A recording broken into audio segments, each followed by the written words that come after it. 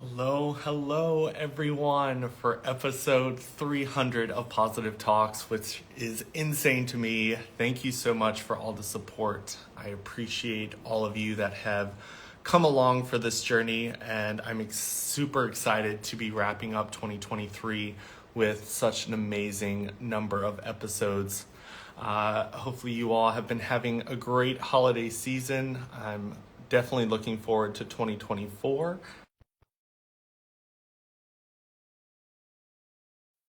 2024 with 300 episodes under my belt here, as well as a lot of new friends through the Jay Shetty program that I joined. So let's see if we can get this live started, and we will go ahead.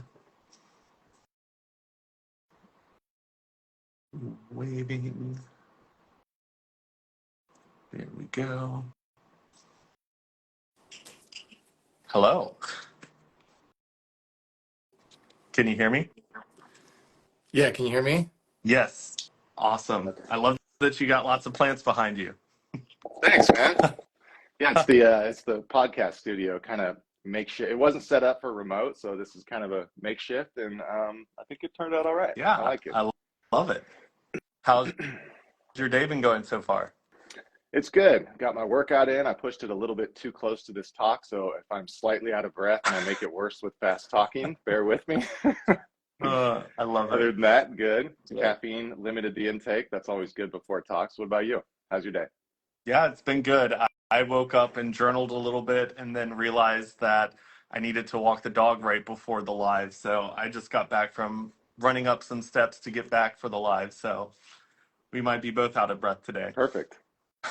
Well, at least I'll give you a rest while I rail away.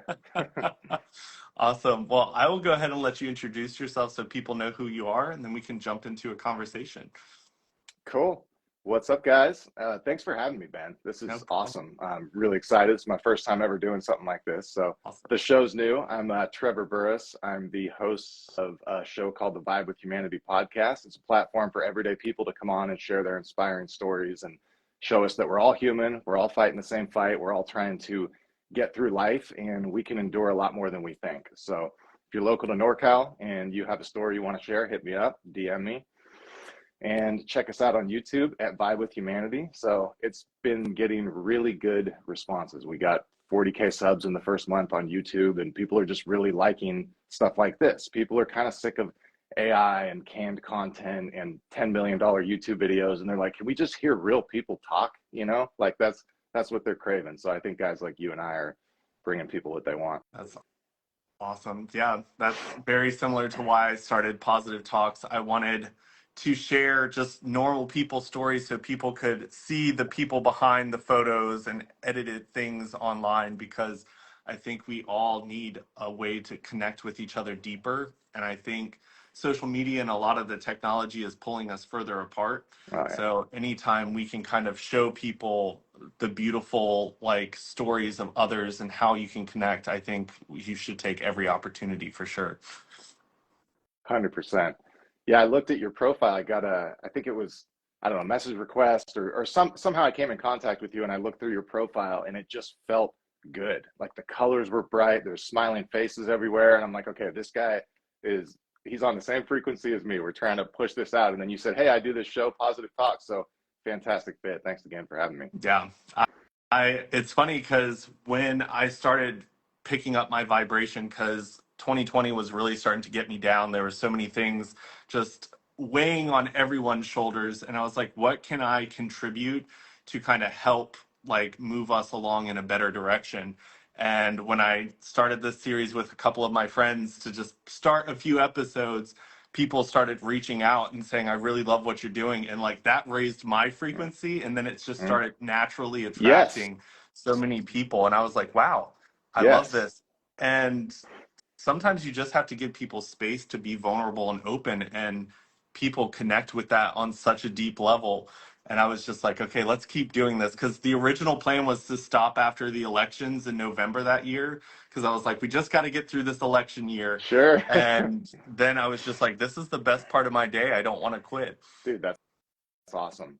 I love that you talk about vibration and frequency. That's an age-old term that was kind of squashed as woo-woo and hippie stuff and weirdos, and now it's kind of coming back, and it is very real. We are essentially antennas pushing out frequencies based on whatever vibration we're living in. So glad this is a safe enough show to talk about that. I'm very into the kindness frequency. So I started this show with the same idea that you did.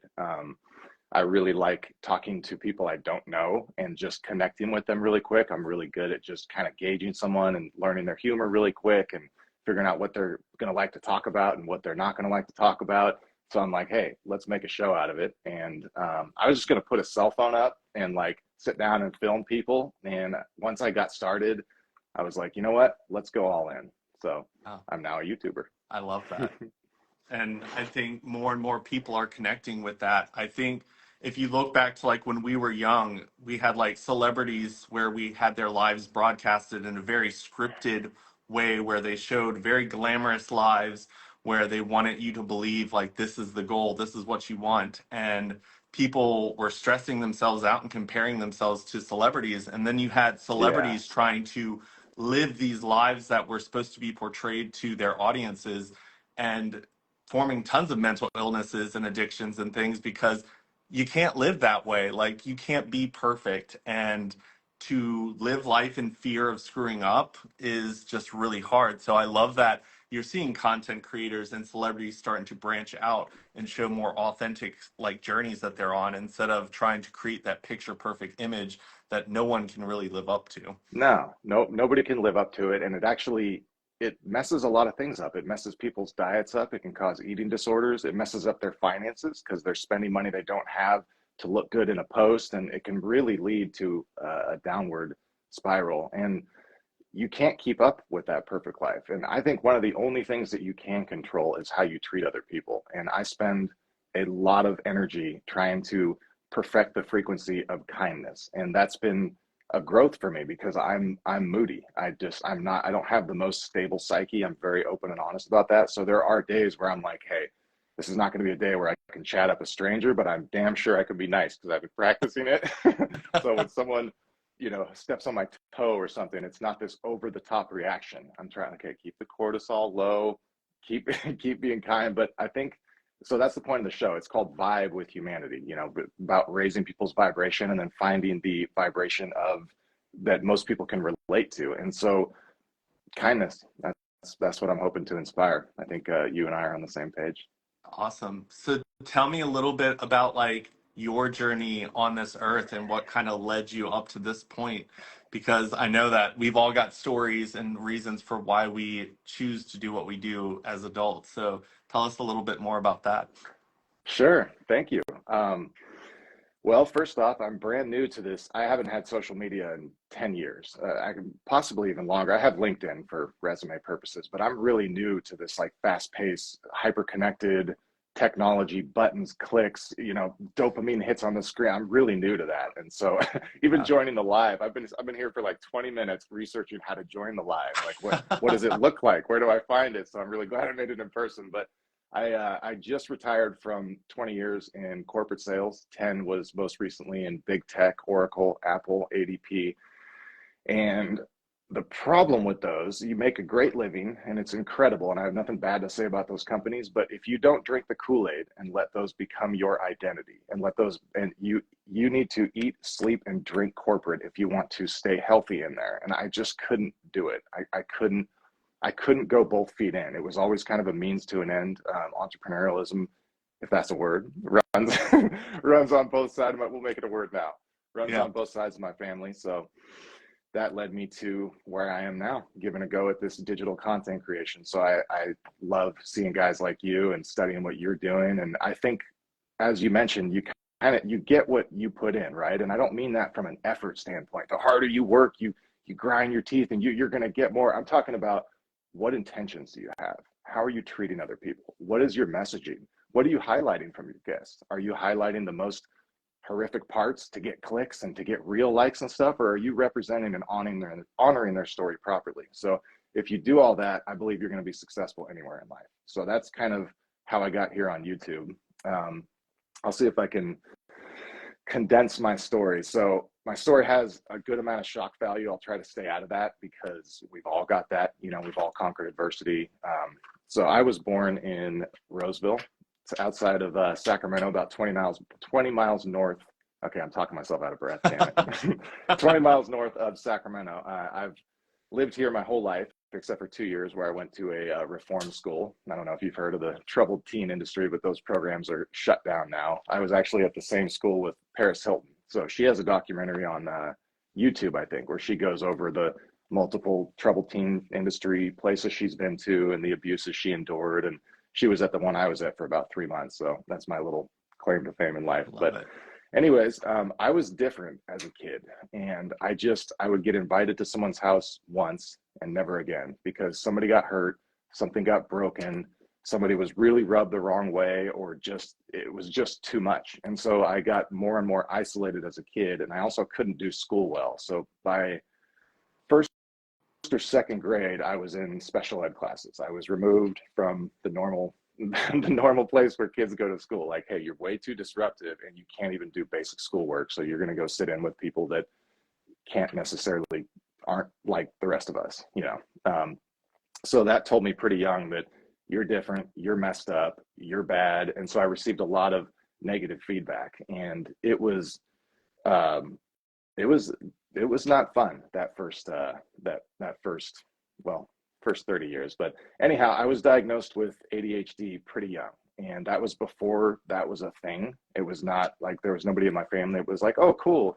You know, it's like, you know, now it's almost like diabetes. You can actually do a brain scan, which I have done, and you can verify that, yes, you do have this. And it's actually on the autistic spectrum. There's a huge range of ADHD. There's a lot of people that have it and that cope with it.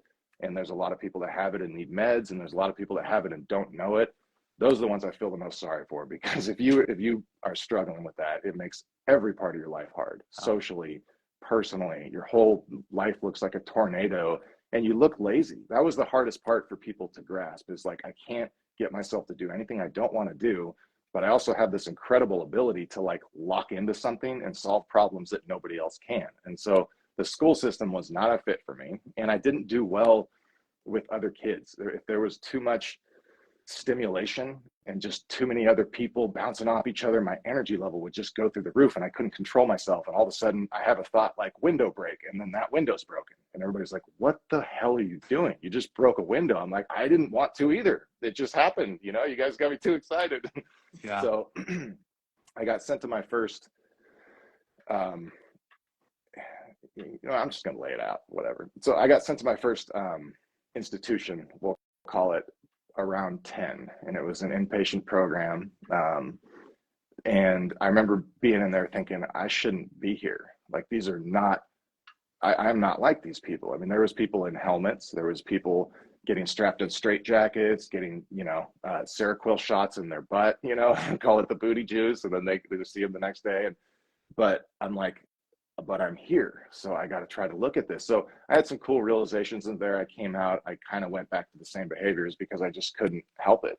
There was just too much stimulation. And so at that point, I did go on meds as a kid, and overnight that helped like a lot. And my parents were very wary of that. I was too young to know, but now I look at my kids and I'd be very wary of that. It would have to be a pretty extreme situation for me to consider that, which it was for me. And so that was cool because there was hope. Now I can sit in class and now I can somewhat be calm. But I had received so much negative messaging that I believed I was bad in my core. I thought I was evil. I thought I was bad. And I just thought nobody's going to like me. I'm never going to have any friends. And so I basically assimilated that. I'm like, okay, if you're going to call me bad and that's what society's going to tell me, then I'm just going to own it because I need an identity here. I don't have friends. I'm floating around. So let's be the bad kid. Well, by the time I was 12 or 13, after countless fights, getting kicked out of schools, principal's office, I wasn't going to school anymore. I had a couple,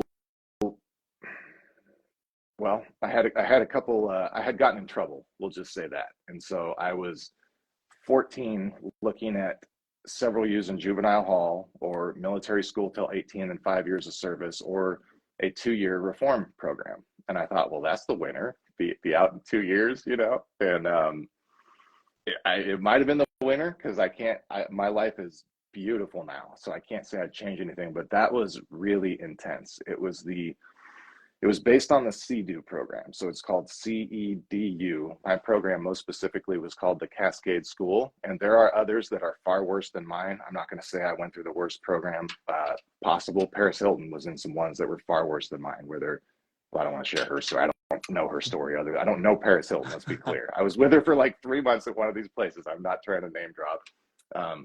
But yeah, there was very intense emotional exercises every day, all day, getting screamed at by adults, extreme hard labor, very bizarre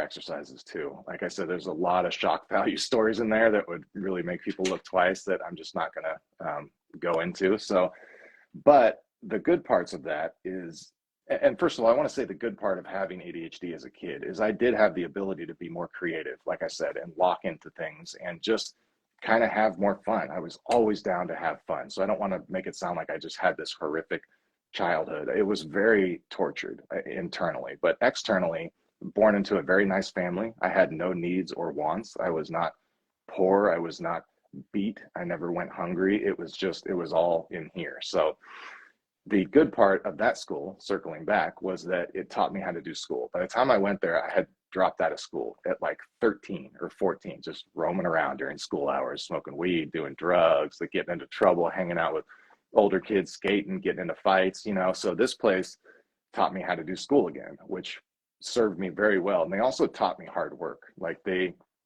you work hard there, and that served me very well as well. So there was definitely good that came from it. And you're with a small group of people. So you're with 200 people for 2 years, and you escalate through this program through the different levels of accomplishments based on how well you're doing emotionally. And when you live around a small group of people, you have to get your shit together. You can't just be pissing people off all the time. I almost got thrown out when I was there because within 2 weeks, a kid got sprayed in the eyes with disinfectant. I was throwing rocks at kids. I had disrupting this and disrupting that. And even a reform school was like, this kid's too much for us. And then, so the next option is wilderness, where you go off for 3 months and you get hiked through the mountains. And, that place, like, that's no joke. Anyone that's gone through any of this stuff I'm talking about, I'm so sorry.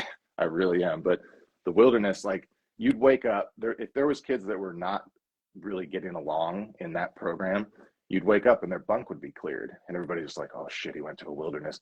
They come back 3 months later, just sunk in, dirt in their fingernails like you've never seen, and shell shocked. Yes sir, no sir, can I have some food, blah, blah, blah. And so everybody's like, I'm not going there. And those are like really shut down. They'd make people eat their own barf and crazy stuff like that. So got through that program, learned how to do school.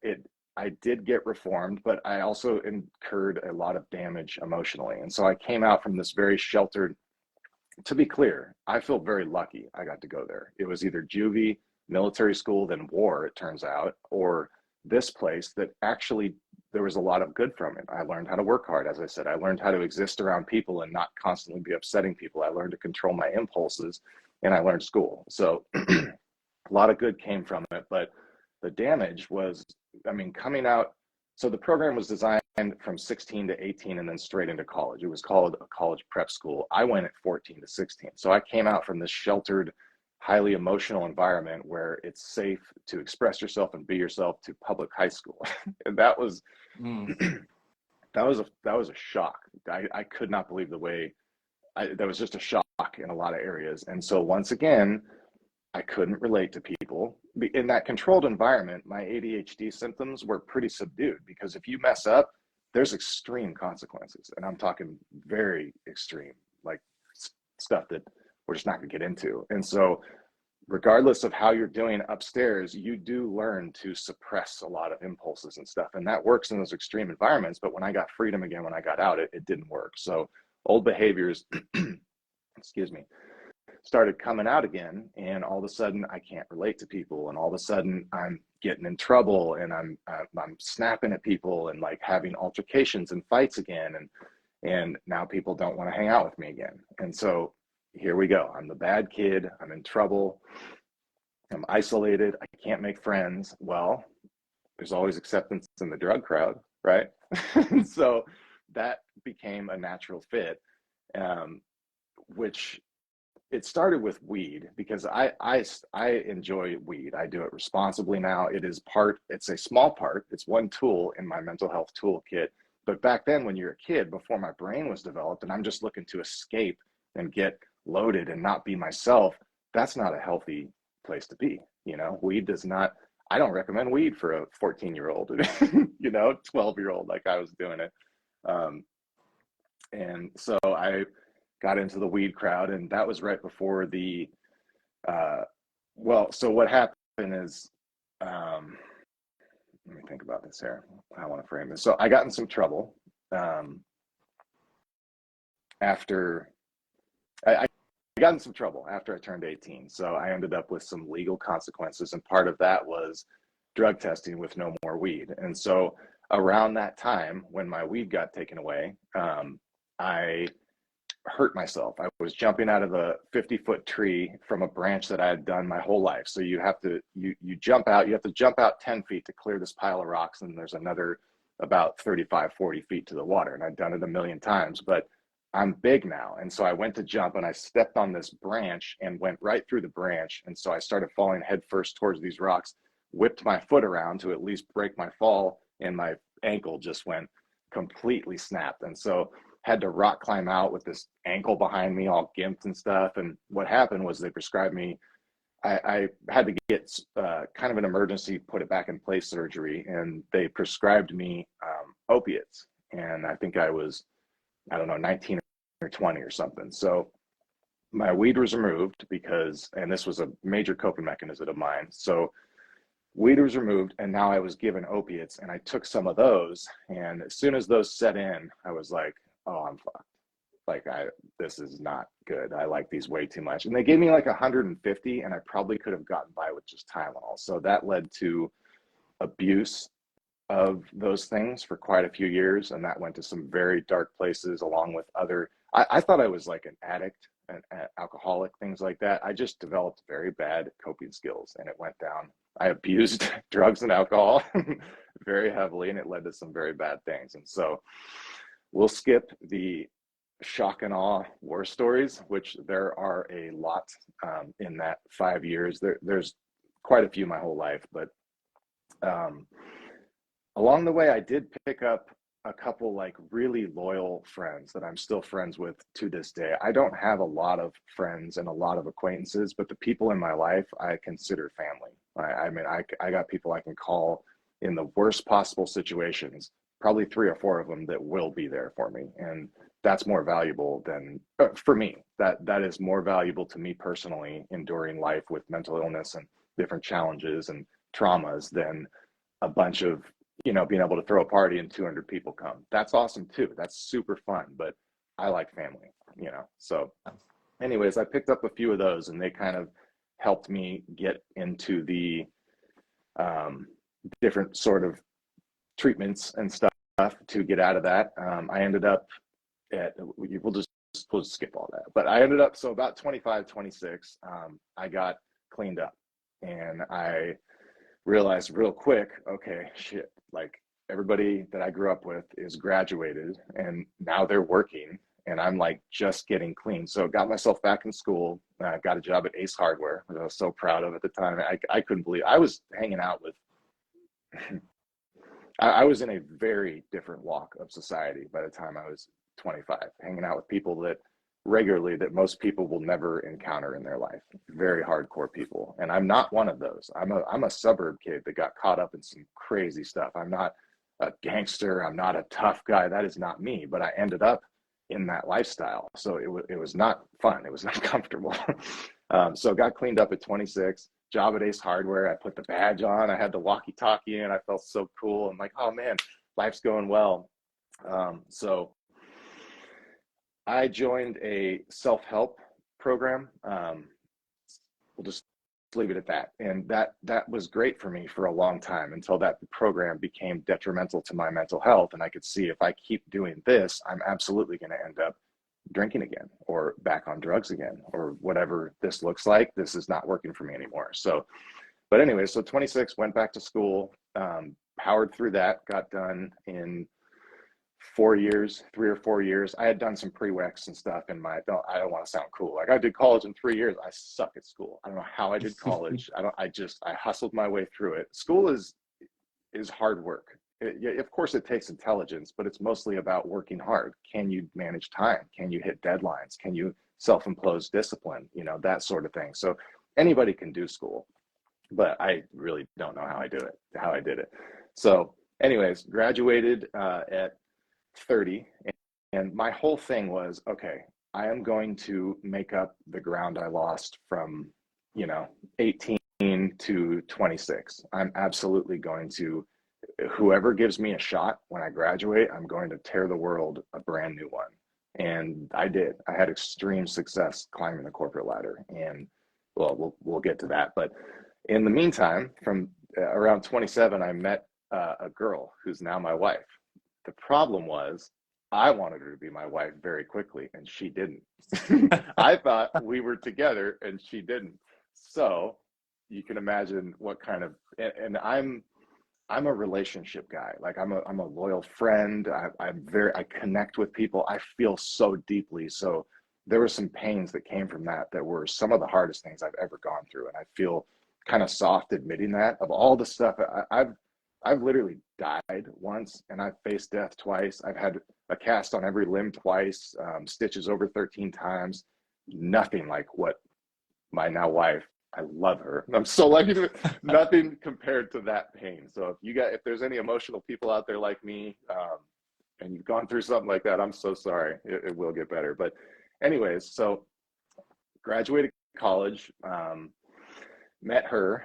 She finally conceded, like, all right, we'll be together. Sorry about all that. I'm like, okay, cool, let's move on.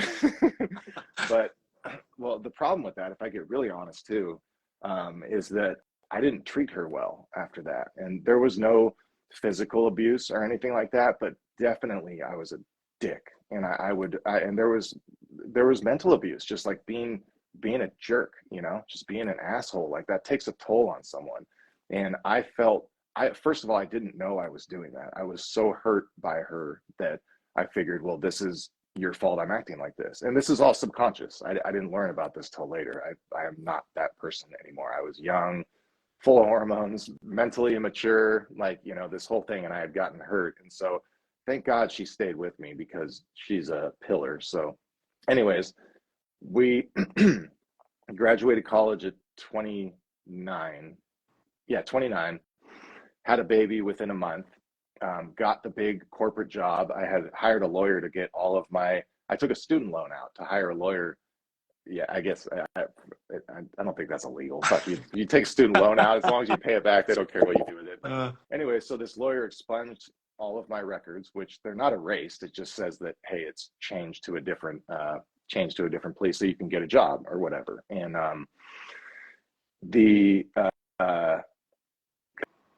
God, I'm just laying it out. Just all right, here we go. Hey, so I have a show where people come on and they do this on my show. Yeah. And so I want to show people that I get vulnerable too. And so I'm just no pulling punches here. I spared a lot of stuff, but I'm also sharing stuff I didn't think I would, 20 minutes ago. So appreciate you creating a vibe to do this. So anyways, graduated college, had a baby in the same month, got the big corporate job offer, relapsed. All in the same month. And so I had, several years, and it was like a week before the job started too. This is the typical story where someone builds their life up, they get all set up and cleaned up, and then right when it goes the best it could possibly go, they sabotage it. And luckily I was able to keep it kind of in check for a while. I would oh man, I slipped for a night. Okay, let's get 6 months clean again. Oh, I slipped for 2 nights. Let's get 3 months. And then, whoa, I slipped for a few. That window got shorter. So all of a sudden it's like 2 weeks, and all of a sudden it's like every day. And so at that point, I went a different route to handle that. I went to doctors and I got on a medication called naltrexone, which is a receptor blocker for opiates and alcohol. So it will block the receptors. If you try to take them, you won't get any pleasure. And it also stops the craving, because when you're first getting sober from drugs and alcohol, there's like 9 months where you're just going about your business and you think you're cool, and all of a sudden you're like, oh, I need it. Oh my gosh. Damn it, what the hell's wrong with me? So anyways, But in the meantime, I don't know how I was able to keep the job and excel at the job. So this job represented everyone that ever told me I was stupid, everyone that ever told me I was bad and I was evil, I was never going to amount to anything. I blew my 20s off on partying and the wrong kind of life. This job was the shot to cover all that ground, and I viewed it as life or death. I was going to be successful or die. And so that helped between potentially losing that job if I didn't get clean, and then my wife saying, hey, if what you're doing now, it's either this or it's your daughter. What would you like to choose? And so I went with my daughter, luckily, and I'm not a hero for that. I got a lot of help. It wasn't just a quick, hey, I'm good now. It was a process. So corporate went very well. It turns out that the ADHD energy and this drive I have a lot of ambition. It's very hard to manage. Like that podcast, I said I just wanted to put a phone up and talk to people, but once I got it started, I'm like, I'm not going to do this unless I go all in. So I did that in corporate. It rose up really quickly in the pay grade and the titles. I mean, I went from Ace Hardware to like a few years later making a good living and having a very good title and working at companies that people aspire to and they dream to. Fantastic jobs. But in the meantime, I was, even though I had removed drugs and alcohol and in weed at that point, I went 10 years with nothing. And so not all at once. The longest, like I said, I had 4 years and then kind of fell off, and then 3 years and blah blah blah. So I don't want to make it sound like, oh, I just did, want to be honest about that. But during that time, there I there was so much trauma. I had no idea how messed up I was. So there was no drugs and alcohol, and I'm just left with myself. And so I'm smoking cigarettes, dipping, slamming energy drinks, just trying to work out. I became a sex addict. I fucking developed the eating disorder, just like all of these things to try to fix how I was feeling. And then on top of that, my wife was just living with this jerk, and I'm not hiding. I thought I was okay because of the amount of money I was making. And I thought, I can't be that messed up or that bad. Like, look at what I'm doing. Look at the accounts I support. I just met with the CTO of this huge Fortune 500 company, and they want to spend $4 million. Like, I can't be that messed up, right? And I was, and it showed up in how I treated people. So like, if I was out and say I go to the city dump, okay, and the guy is in a weird mood and it should be a $40 charge, in my opinion, and he said, I'm going to charge you 80 to dump that trash, I would flip out on it. And then that would create a lot of shame, and I would go back and apologize. I was at least doing that. So when I would flip out on people, which happened all the fucking time, I wasn't always like this. We'll get to what kind of changed me, but I would always try to go back and apologize. But I lived in all this shame. Like, I can't control my emotions. I can't control my anger. I can't control how I'm treating others. I don't want to be a dick. This is just, I just don't know any other way. And so anyways, fast forward with several years like that, we had another baby. So I have two beautiful daughters with my wife, and they're just the light of my life. I could not picture being anything other than a girl dad. I just love it. So, oh gosh, that makes me happy. I love being a dad. Separate topic there. So, um, anyways, those where was I here? So yeah, so corporate, asshole, sober, but just not a cool guy, not chill at all. Still extreme impulse control. I still have a problem with saying things impulsively even to this day. People, if anyone out there understand, like, struggles with impulsive words, like, you you're not faking it, because I literally, there's something broken, which I'm getting better. Meditation really helps build the pause, so you have a little bit of time to at least process, hey, that's probably hurtful, you don't want to say it. But my whole life, I would think a thought and it would just come out my mouth. So I'm constantly getting punched in the face or ruining relationships or getting fired, and I'm like, dude, I didn't want to say that either. But anyway, so good success financially with all of that going on. But what happened with corporate was, it's a, let's see. I'm very grateful for the jobs I had and the career I had, and I met some incredible people, and I had incredible bosses and amazing experiences in these jobs I had. But if you don't drink the Kool-Aid and go all in, you're going to just suffer. And I was always doing real estate on the side, or I was always just not going all in because I don't want my identity to be corporate. And that's kind of, it's very important that you assimilate your identity into the company you work for, because one, they're paying you a lot of money, so you owe them that.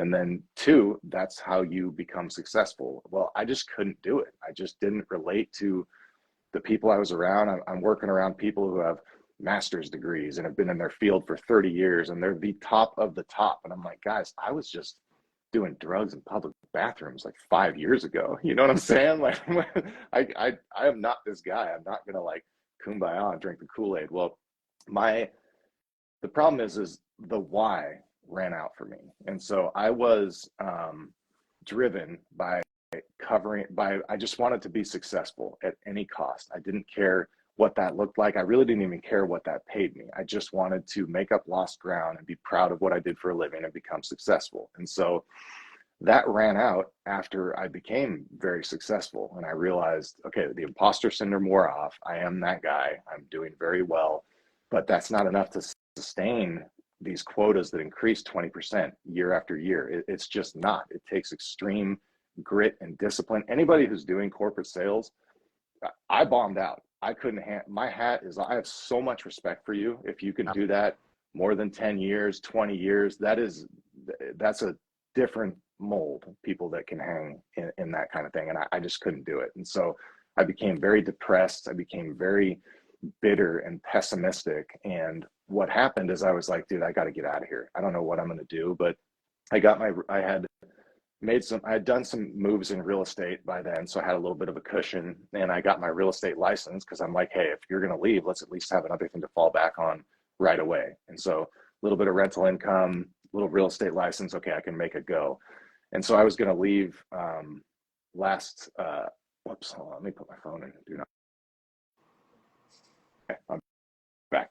So I was going to retire just on savings for a year. But like I said, I lost my why. And so I wasn't giving the job my all. And I got a boss who didn't appreciate that. And I totally understand that. I'm not mad at her at all. So in corporate, if you're in a high title in corporate, they don't fire you. Nobody gets fired. It's called being managed out. And it always comes with the severance. But most people don't make it through the manage out process because they make your life hell. They put you through the ringer. They make it so stressful. But if you can endure that, you get a really good payout from a severance. So I made it through that, but I wish I could have done that differently because I put my current boss through a lot of stress. I wish I would have just gone to her and said, hey, I can't do this anymore. Like, I want to get fired. Like, how do we go through the motions where I don't make you look bad and I don't put stress? I wish I would have done it like that, but there was so much emotion. So anyways, left, took a severance. It was the answer. I mean, I lost a ton of weight. I've lost 55 pounds in 3 years. And a lot of it was after I left corporate. I'm sleeping better. I'm treating people better. So much was relieved from me. And I was like, oh my God. So my plan was to take a year off, do real estate, and then start my own company. About 6 months into that,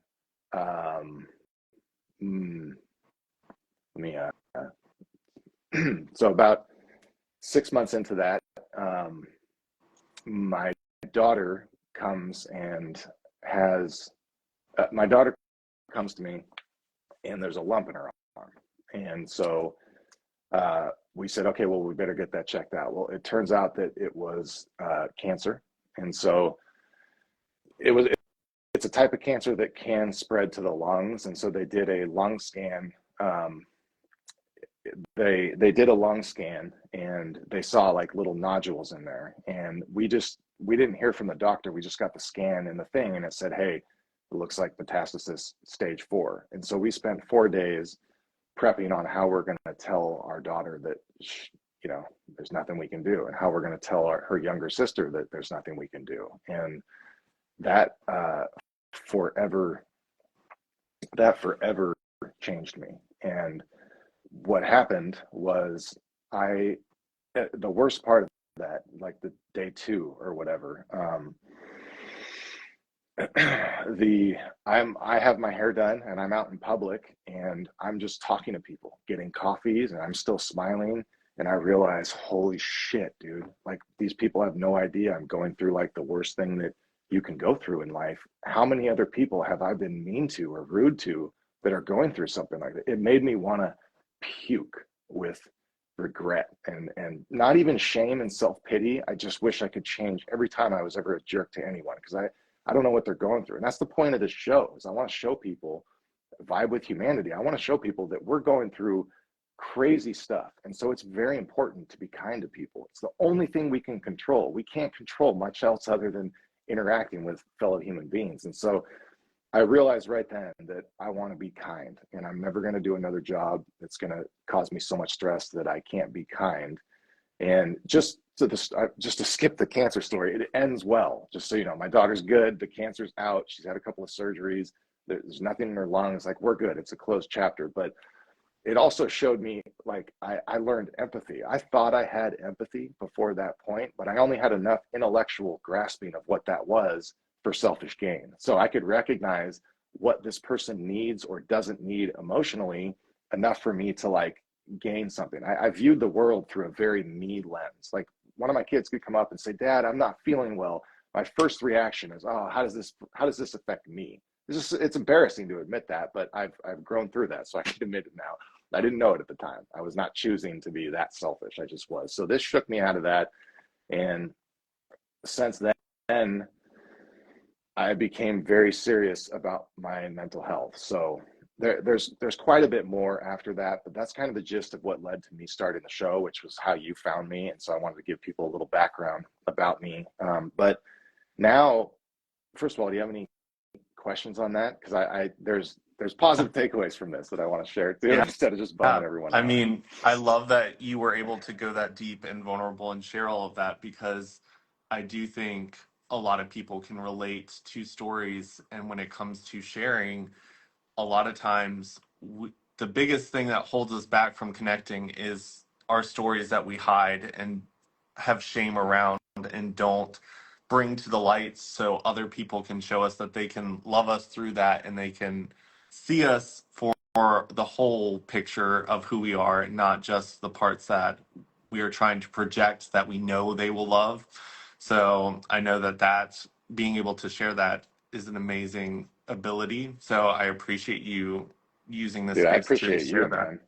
I appreciate you making a comfortable enough environment. And anyone who looks at your profile is going to immediately see, oh, this dude doesn't judge, you know? And I felt that way. So, okay. So after all of that, the way I manage my mental health now, one, I'm always open that I am on medication. Like I said, I have ADHD. I want to be clear. Medication is not for everybody, and it's not required for everybody. There's people that have more severe cases of ADHD that I have and are not on medication. I respect that, and that's fantastic. And there are other ways. I've just tried everything, and I haven't found any. And so the first thing for me was to get right on my meds. And there's a process to that. Adding a med into your life, if it's a fit, I'm not an advocate. Meds should be the last resort. And I tried everything. Let's remove all sugar. Let's try cardio this amount. Let's do meditation. Let's do retreats. Let's do a cold plunge. Like, literally, I tried everything, and whatever was going on in here that the meds fixed almost overnight was not going to get fixed any other way. So if that's you, or some, not you personally, but anyone listening, if that's their story, there's nothing wrong with going and talking to people. Try to get a referral so you can know, like, hey, this person's trustworthy, and understand that when you try a med, it's going to take 3 weeks to see if it's even a fit for you from a physical symptom standpoint, and then 3 months to see how it's working. So these things don't, like, it felt like overnight comparatively. When I say it helped overnight, it was about 2 weeks, and I was like, oh my gosh, this is a completely different brain I have. So if you need meds really bad and you're not getting them, they don't fix you, but you also can't fix yourself without it. So meds just get you to where you're somewhat like other people, and now you have all the work to do. Now it's on you. You've got to, and so that's what I want to talk about. So the other form of meds that I use after I got my meds right is called well, MEDS. So meditation, exercise, diet, and sleep.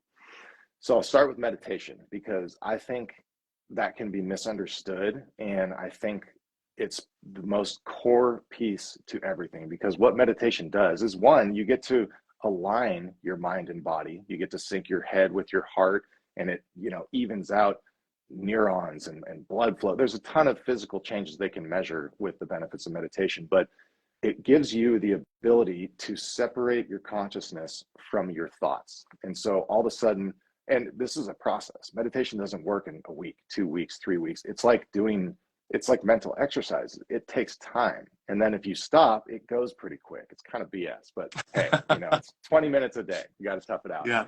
So meditation allows you to monitor your thoughts. So when you're going through your life, I'm very pessimistically wired. I just am that way. And so I have the tendency to see the negative in everything first. And that came from having to endure so many traumatic events and realize that, hey, I do need to be paranoid because people are trying, you know what I mean? And so you get separation from your thoughts, and you can start catching bad thoughts as they happen and shifting them towards positive thoughts. And you can start reprogramming your brain. So meditation is one, exercise is another big one. And I'm a firm believer in resistance training. And you don't need to be a power lifter. I started with 5 push-ups a day, and that went on for months. That's all I could do. I was super fat, 5 push-ups. That's it. And that took months, and then it increased to like 10 and stuff like that. But there's, and I'm not a neuroscientist, so I'm not going to remember the chemical names or whatever, but when it comes to mental health and exercise, there are certain chemicals and hormone processes that happen in the brain. And one of them, I don't remember the name, but it's a chemical that moves through a part of the brain, and there could be excess. Well, the problem is if there's excess, it stores in another part of the brain that after it builds up, it touches on the fight or flight response. And so you get fear, anxiety, depression. Well, resistance training, activating your muscles, takes those excess chemicals and pushes them into your muscles. And so it doesn't go to those areas. So there's a huge physical component in mental health with resistance training. It's not about getting buff. It's not about looking good. Like, it's about feeling your best, having routine, which is crucial for mental health. I really like routine. Not a doctor, I'm only speaking from my own experience here. So that can be as simple as starting with 5 push-ups a day, and don't increase it. You want to pick something that you can do every day, no matter what. And so for me, that was 5 push-ups a day. And I even started on my knees, by the way. If you can't do a push-up, there's nothing wrong with that. They're hard. And if you can't start on your knees, go against a wall and just start going through put your hands on the wall and do a push-up against the wall. And eventually you will build it up to where you can start working out, because you have to exercise before you can work out, to build up all the tendons that have been sedentary and all that. So there's that. And then it builds self-esteem, which is crucial, because if you don't have self-esteem, it's going to be really hard to treat others. If you don't respect yourself, how do you respect others? So exercise really helps with that.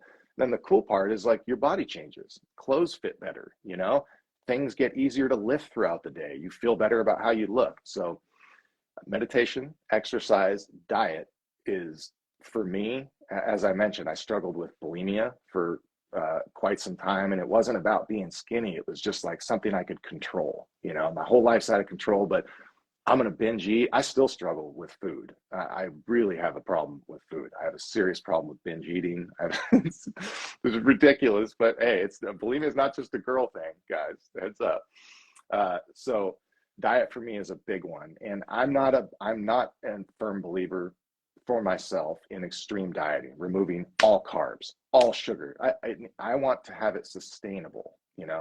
There's a new thing out with folic acid and MTHFR gene mutations, and how it turns out I have that mutation. So if I take folic acid, I can't process it into methylfolate, and it sits on my brain and also hits the fight or flight responses. So that's been helpful to eliminate that. But for me, diet is really big, because if you're not eating well, you don't feel well. If you don't feel well, you can't treat people well. If you're not treating people well, you feel like shit and you have shame. And then what's the point of trying here and there? And then on top of that, if you're not treating people well and you're not thinking well, that's the vibe and the frequency and the energy you're putting out into this interconnected world, because we are all connected. We are all connected through a universal consciousness. If you don't believe me, take a couple psychedelics and tell me that we're not all connected. You'll see it there.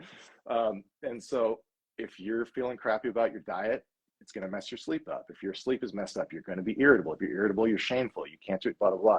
So diet's cool. And then sleep is equally as crucial. So we've got meds, meditation. This is after the meds. So the meds get you up the bat to do the real work. Meditation, exercise, diet, sleep.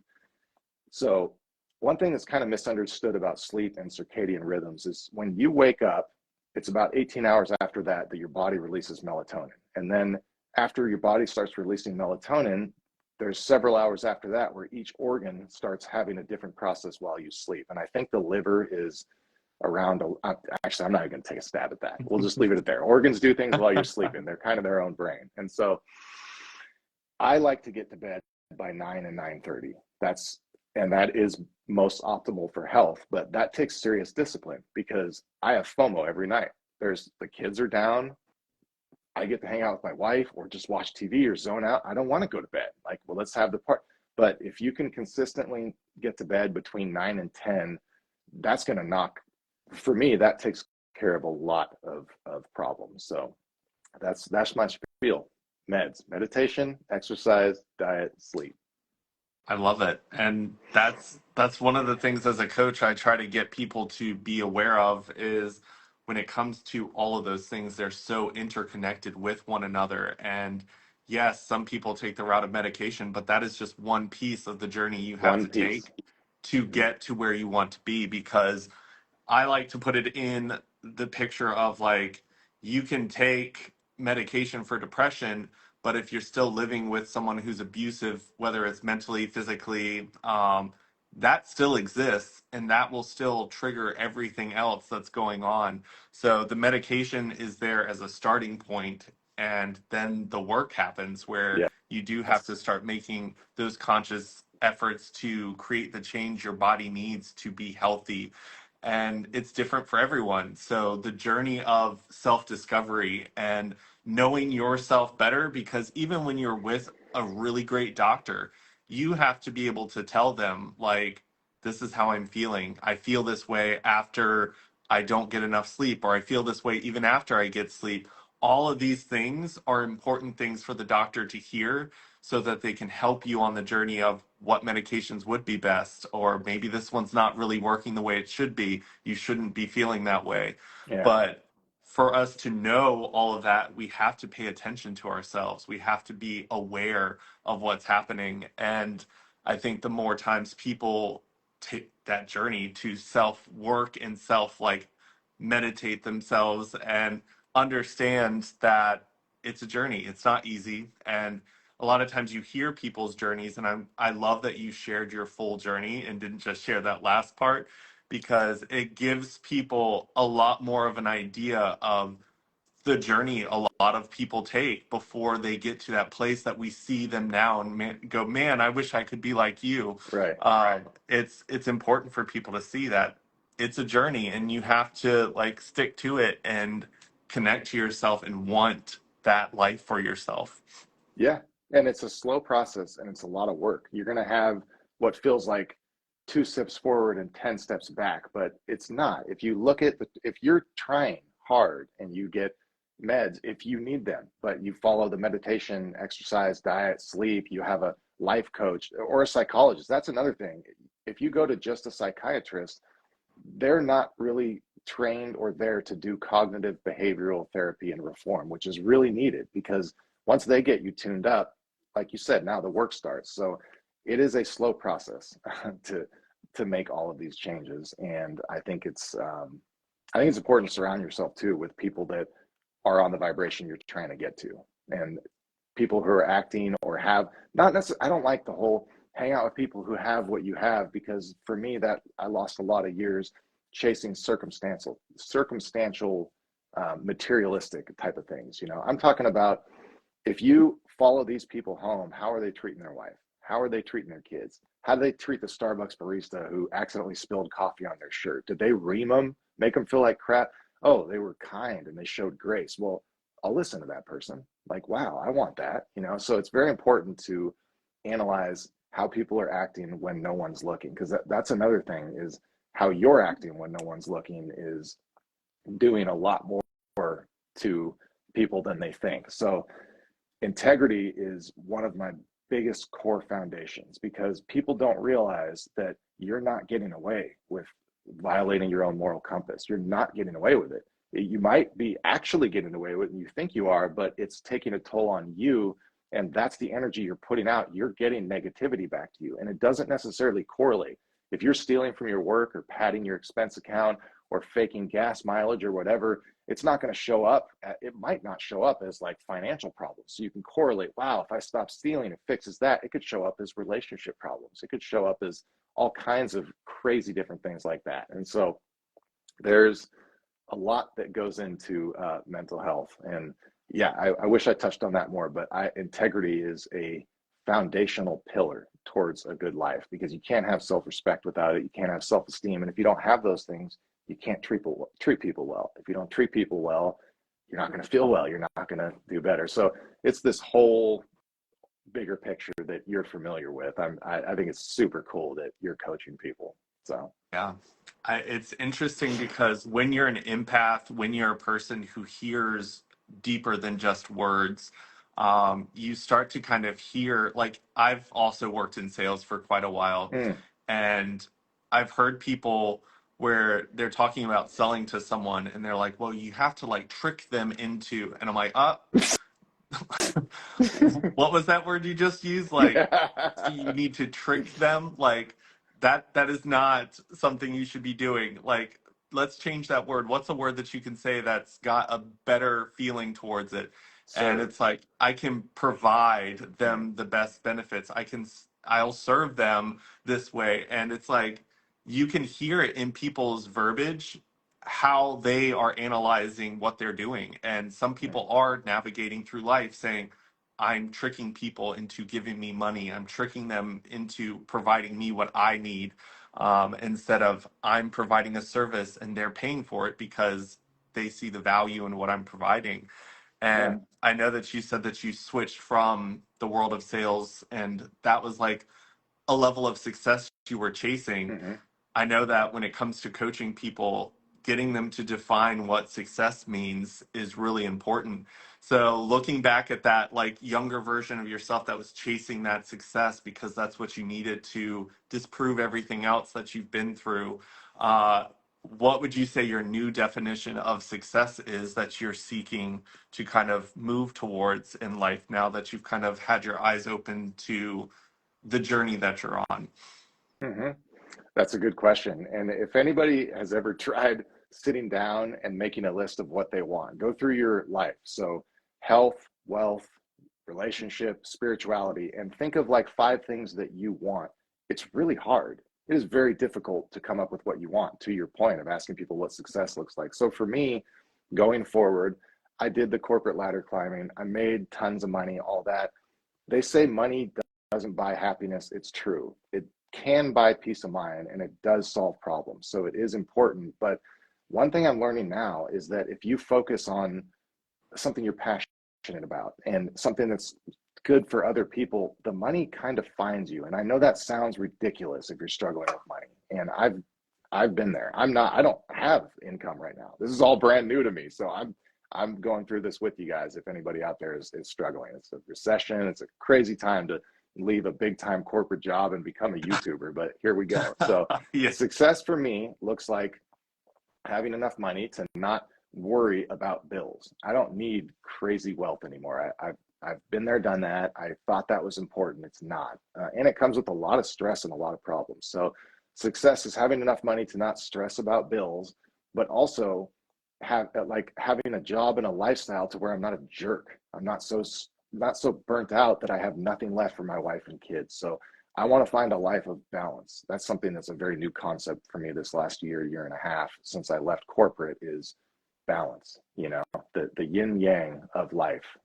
So I would say success for me is enough to not worry about bills and have some walking around money, but then looking forward to Mondays. That's a huge goal. Like I hated Mondays for so long in corporate. Just damn it, here we go again. And that's what I want. So I want to look forward to Mondays and I want to not have to worry about bills. And I want to do something that puts positivity out there where people come in contact with me or my show or my whatever product could be. And they're like, man, that feels good. Like I want to be nicer to people, or wow, maybe I can do that. Like that's another thing is anybody can do this. And I'm not a guy who won't give information out. If I can help someone like get somewhere, I'm going to tell you everything I did. So anyways, I can go, I can just talk. I know we're at the top of the hour Yeah. here. I love it. And I love that you shared that because I think going into 2024, there are a lot of people on that journey of what does success mean to them and what do they want their life to look like. I know that I'm the type of person that believes you can start at any point. You don't have to wait for January 1st. And many times in your story today, you told us like there were relapses. There were times where you had to start over. There were times where you kind of sat there and you were really upset with yourself. But you don't have to wait for January 1st, 2025 or 2026 to start Yeah, over. Like you yeah. can sit there and say, okay, I'm ready to jump back on, and don't beat yourself up so much for Oh, that part of the so glad journey. you brought that out. Don't beat yourself up. It holds back the growth, and it doesn't have to be all at once. It has to be Yeah. sustainable, incremental changes, and they compound on each other. But it takes a couple months. So don't wait till the first of the year. Don't beat yourself up, and don't try to take the world on. Yeah. Release the shame. It doesn't belong there. Mm, Shame, its power exists when it makes you feel alone. If mm, you can just talk about the shame, you will realize that you are very much not alone. The world is here with you. We're all on the same page. Like you said, the economy and everything else, we're all facing it. The way the world's going globally, we're all seeing it. We're all here for each other. And all I want to say is like what you're doing with your podcast, I absolutely love it.